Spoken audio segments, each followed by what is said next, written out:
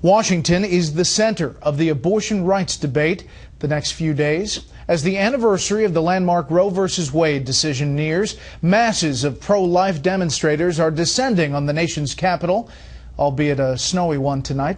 Here's Chief Congressional Correspondent Mike Emanuel.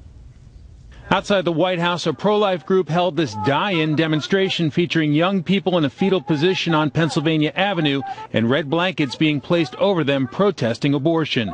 This just one of the events related to the annual March for Life rally, marking 41 years since the landmark Roe v. Wade Supreme Court ruling. There's clearly an effort to energize youth support against abortion. Over 1 million a year. These are people like that could have been my friends. A third of my generation that's missing because of the great violence of abortion.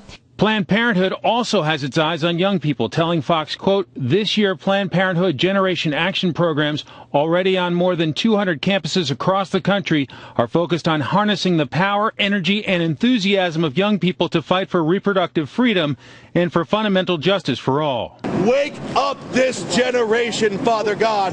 It is time that we bring an end to the bloodshed. The day's March for Life event started with this vigil in front of a Washington, D.C. Planned Parenthood. Organizers say they hope those attending this week's march will be inspired by the movement. There's no doubt that we're gaining supporters, and not only among the young, among every age group. And one of the reasons is that those who have had abortions are learning from experience that it doesn't solve any problems, it only creates more. A Fox News poll right before the 2012 election showed pro-choice voters outnumbering pro-life by 24 points with the 18 to 29-year-old subset.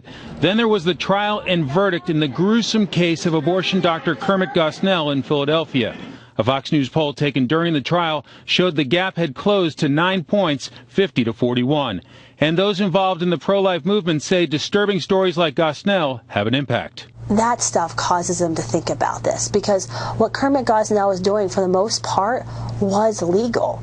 The state of Pennsylvania just never bothered to inspect his abortion facility, and they weren't required to. And this is how he was serving women.